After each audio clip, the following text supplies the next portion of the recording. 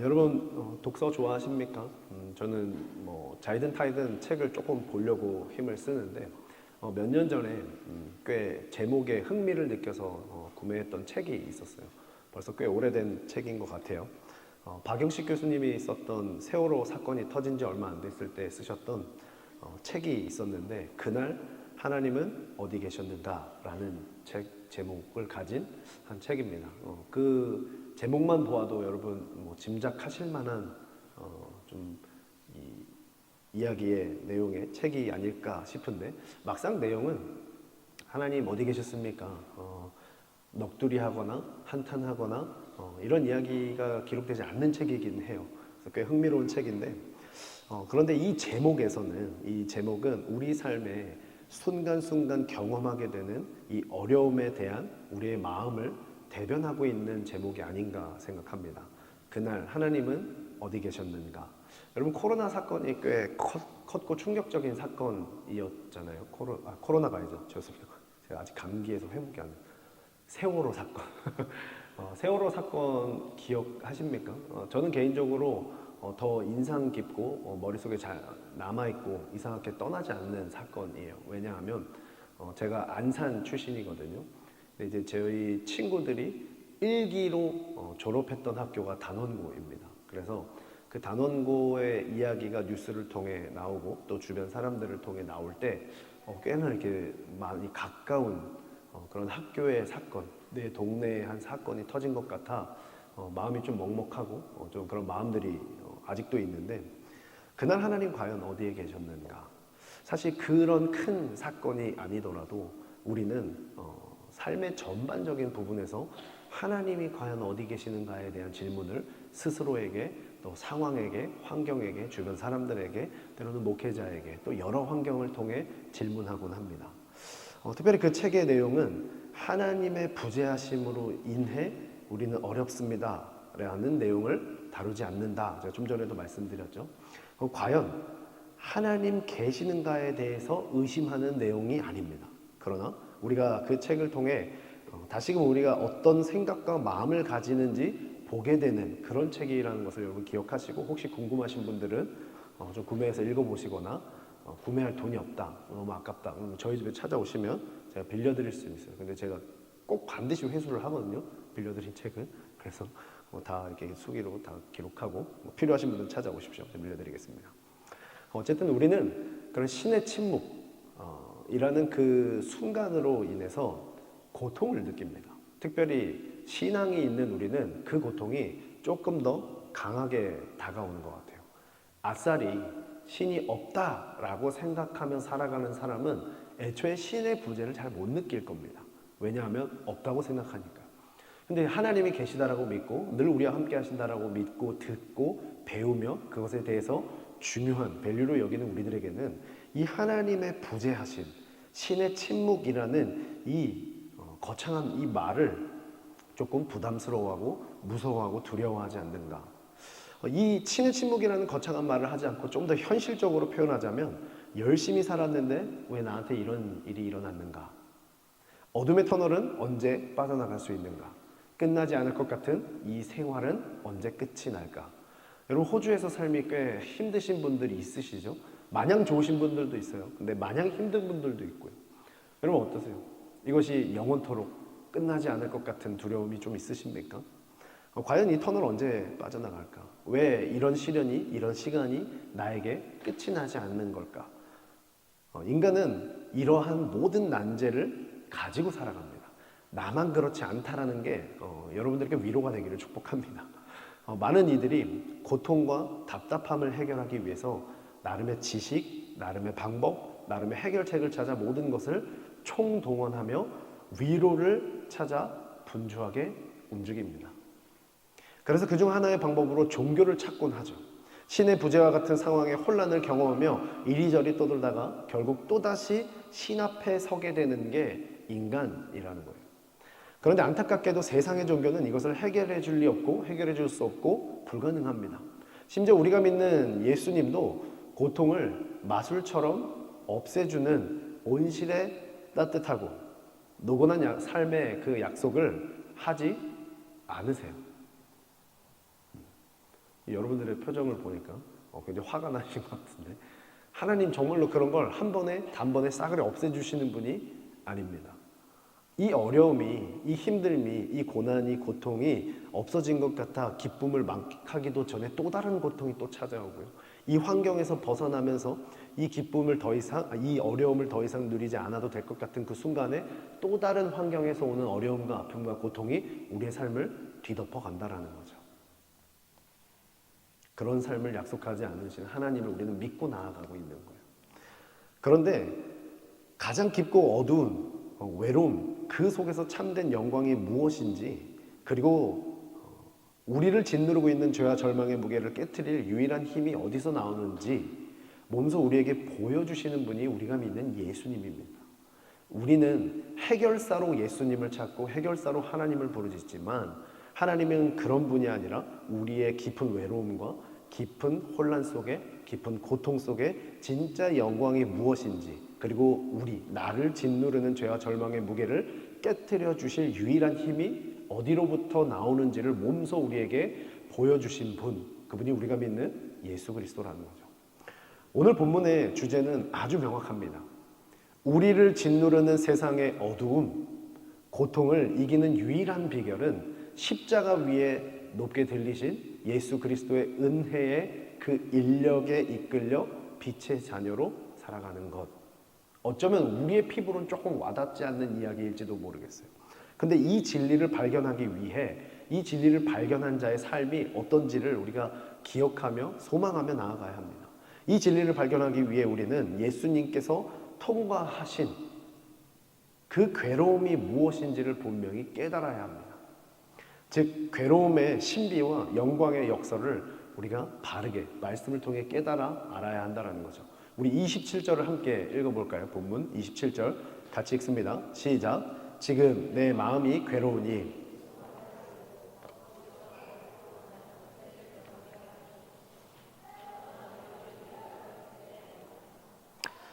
도sto옙스키는 카라마조프가의 형제들에서 영혼의 깊은 고통을 통과하지 않은 구원과 성장은 값싼 환상에 불과하다라고 말합니다.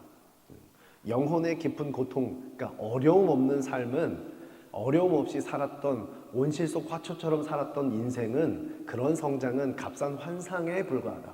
그러니까 현실적이지 않다라는 것을 이야기한다라는 거죠. 인간은 본능적으로 고통을 피하고 싶어 합니다. 나는 고통을 즐깁니다 하시는 분 계신가요?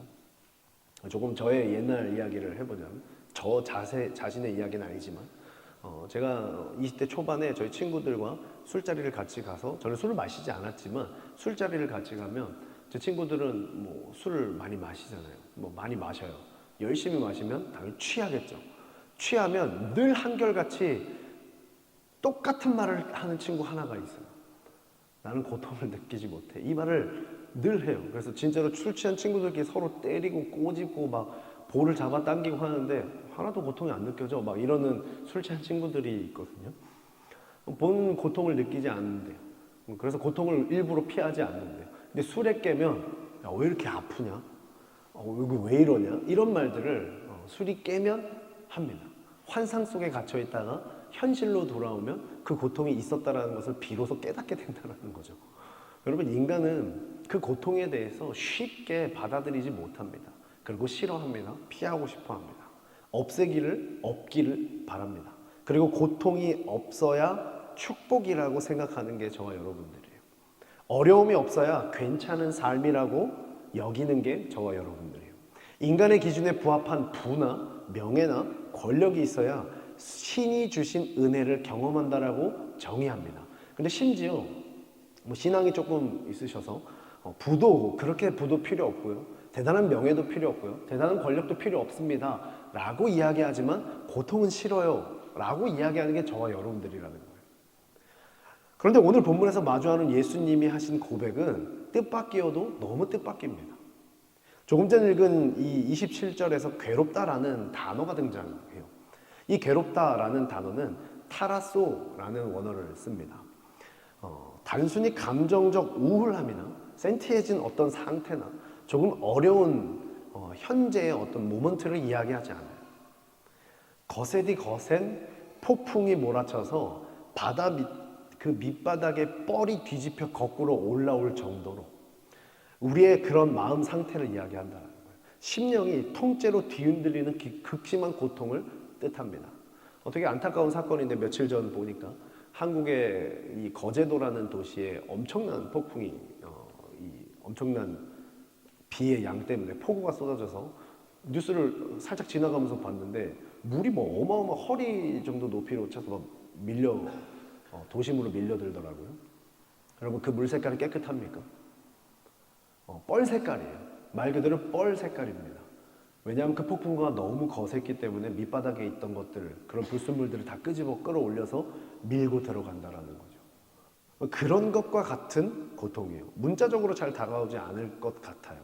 이것을 제가 그나마 여자분들은 잘 모르시지만 남자분들에게 조금 좀 와닿을 수 있는 예가 조금 생각이 났어요.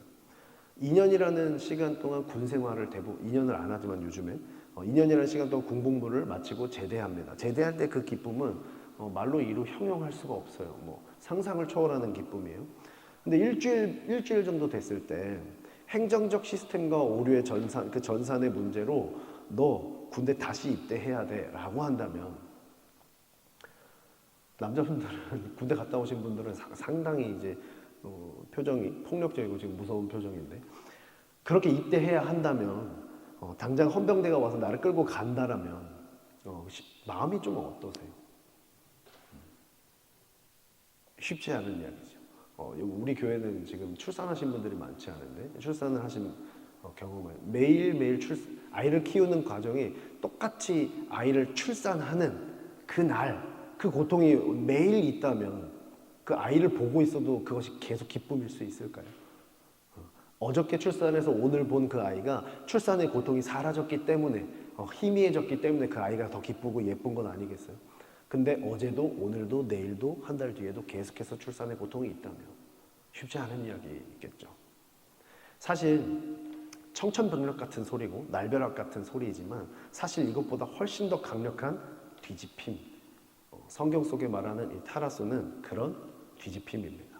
맹렬한 소용돌이 속에 내던져진 상태, 온 우주의 창조주 주인 되신 예수님께서 하나님 자체이신 그 주님이 인간의 몸을 입고 이 땅에서 완전히 압착되는 고통을 겪고 계신 상황이 타라소라는 거예요.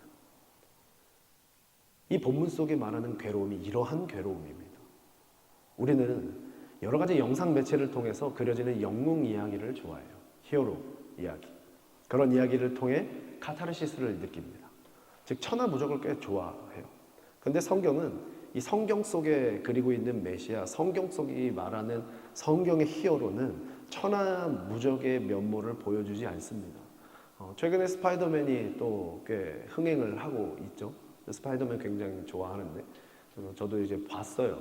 자막이 없어서 내가 본 건지 잘 모르겠어요.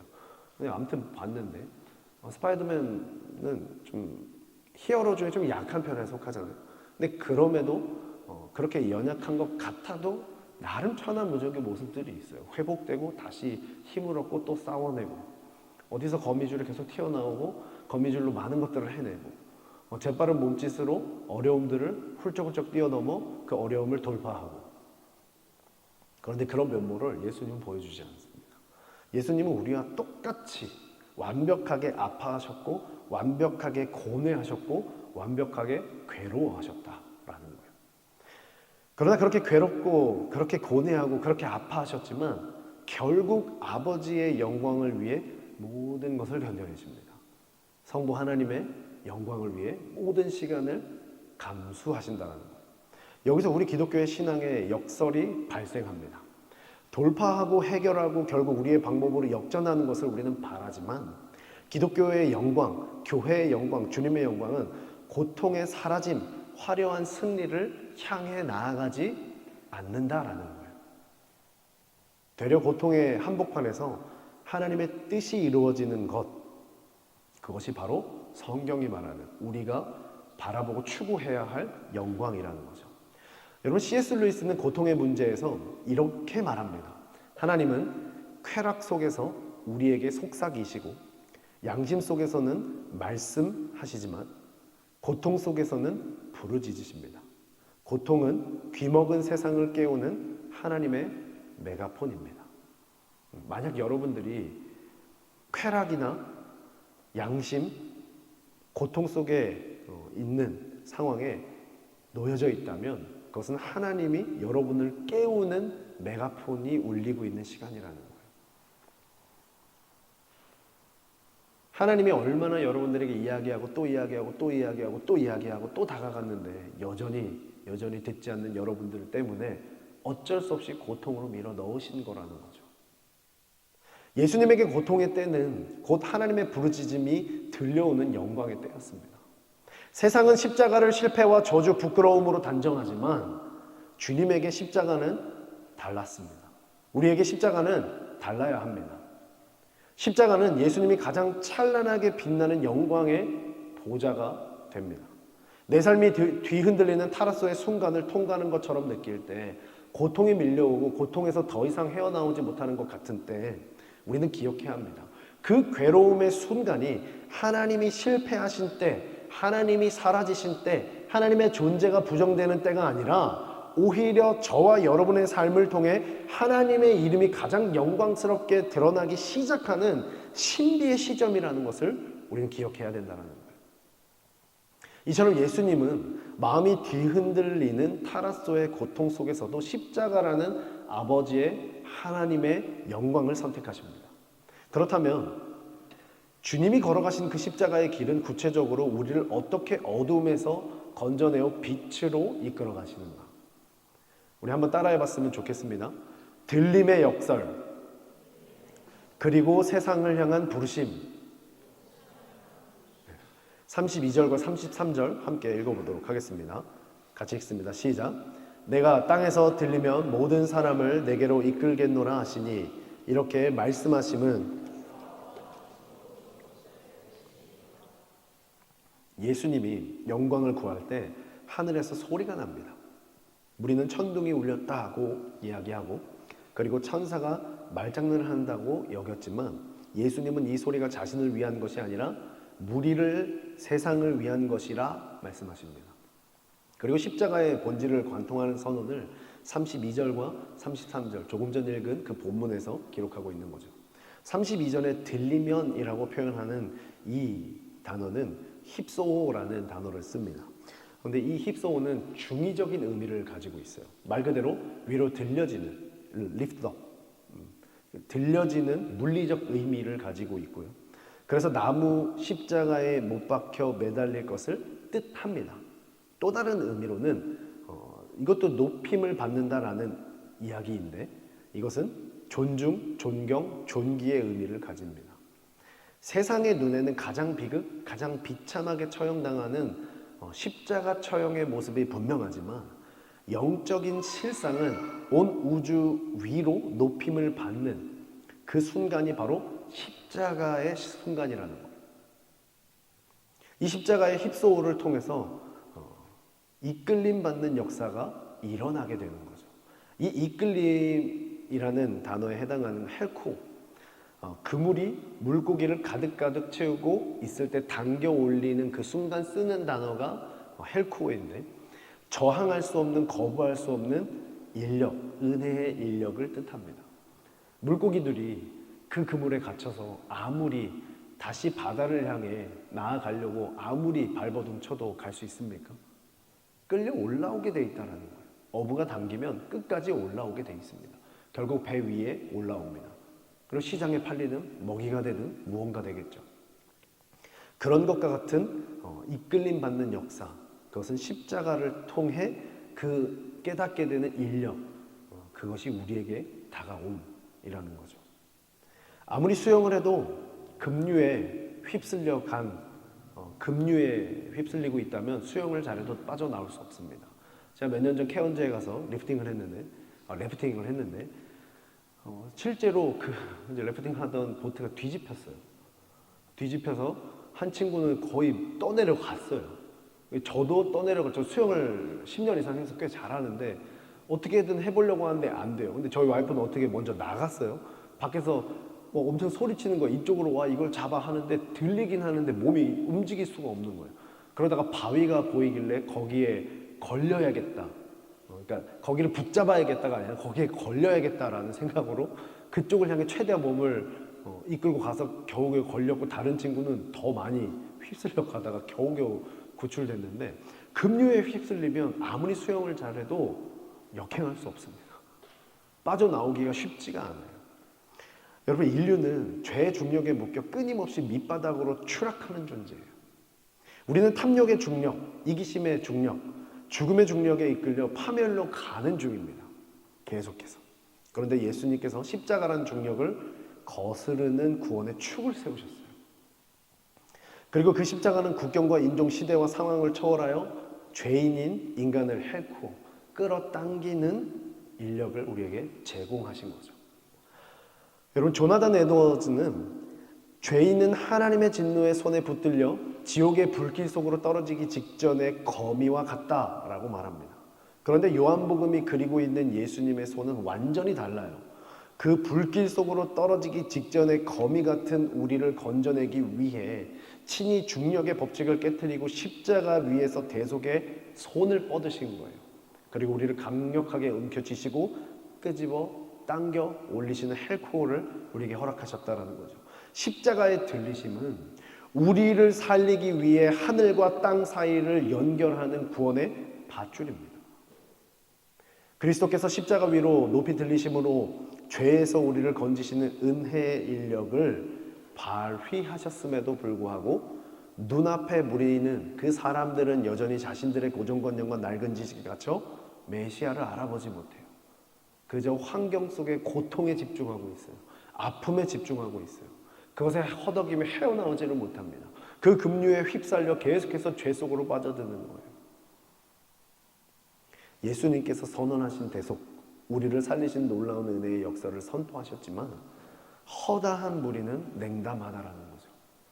더 충격적인 것은 자신들이 가진 제한적인 성경적 지식으로 예수님을 업신여기는 오류에 빠집니다. 우리 34절을 한번 읽어볼까요? 34절 읽습니다. 시작. 이에 무리가 대답하되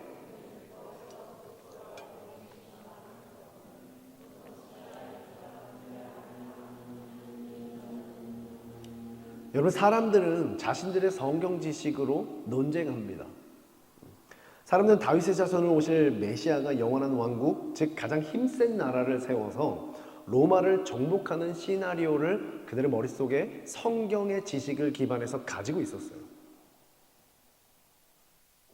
즉 승리주의 메시아관에 도취되어 있었던 거예요.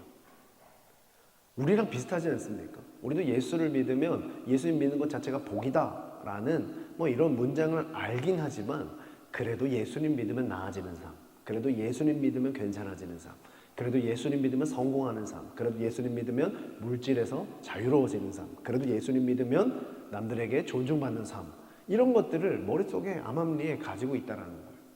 지금 당시 사람들과 허다한 무리들과 똑같다라는 거죠. 그들이 배워왔던 율법이라는 문자에 갇혀 성경이 증거하는 고난받는 종의 비밀은 전혀 알아차리지 못한 거예요. 자기 마음에 드는 구절만 쏙쏙 골라 읽는 편식 신앙에 갇혀 메시아를 거부하는 오류에 빠져 있는 거죠.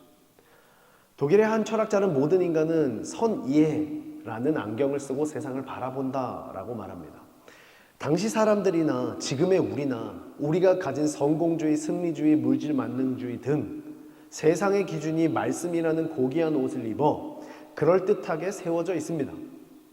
정치적 해방과 성공이라는 색안경을 쓰고 예수 그리스도를 바라보니 십자가의 예수가 도무지 받아들여지지 않는 거예요.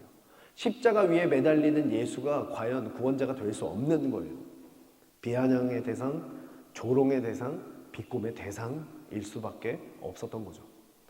여러분, 예수님께서는 그들의 그 유치하고 편협한 신학적 말싸움에 휘말리지 않으십니다.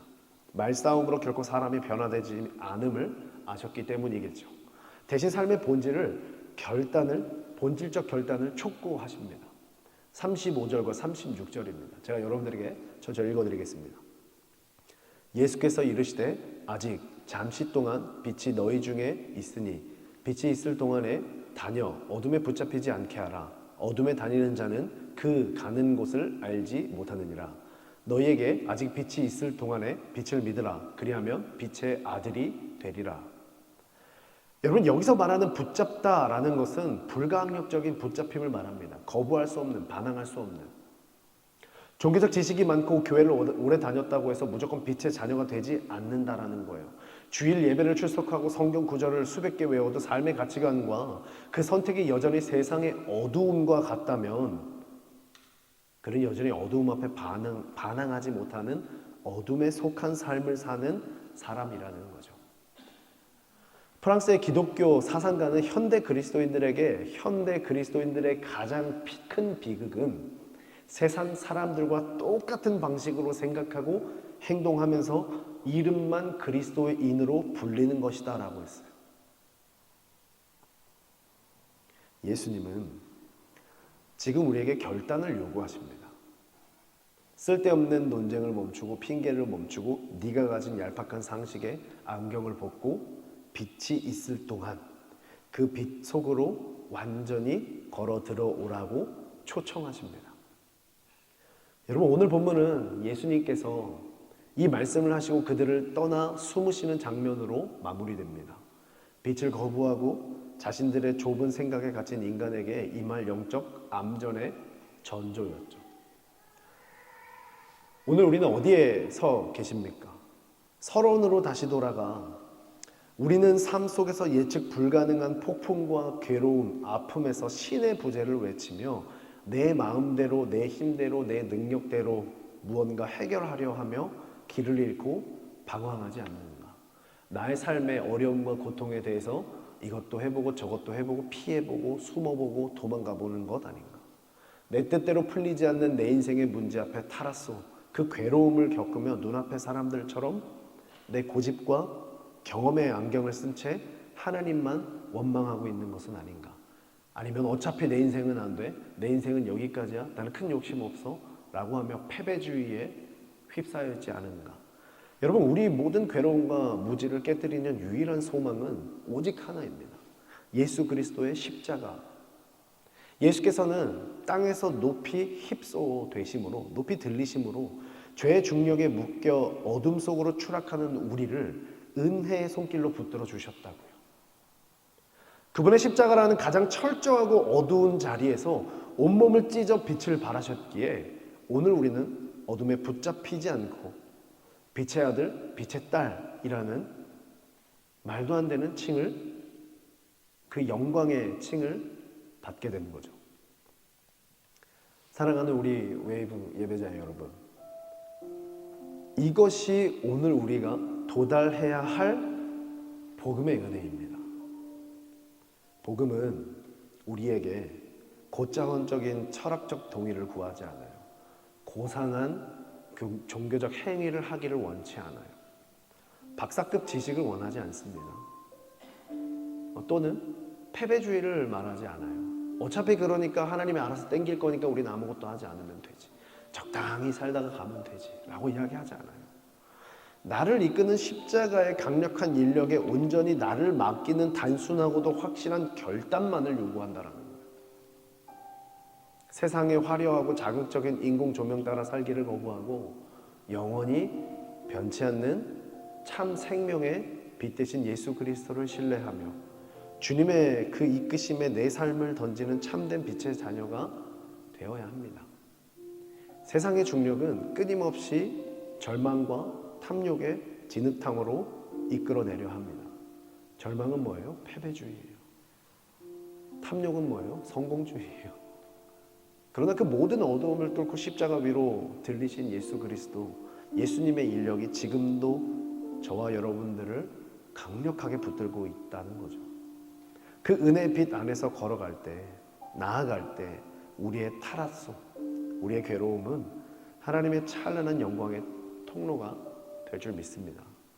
여러분, 세상이 말하는 힘은 고통을 피하고 어려움을 돌파하고 성공하는 것에 있지만 우리를 살리는 진짜 힘은 고통 그 한복판에서 흘리신 십자가 위의 피, 예수 그리스도의 보혈입니다.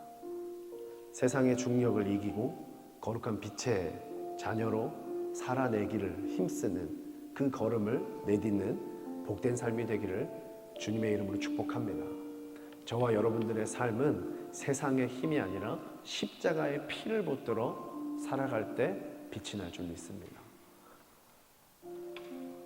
저는 여러분들이 그런 십자가의 피를 꼭 붙들고 경험하는, 그래야 세상의 그 화려한 이야기 속에, 성공주의 속에, 또 수많은 패배주의 속에 굴하지 않고 오직 예수주의, 예수만 붙드는 저와 여러분들의 삶이 되어 주님의 빛의 자녀된 저와 여러분들, 그렇게 영광 돌리는 삶이 되기를 예수 그리스도의 이름으로 축원합니다.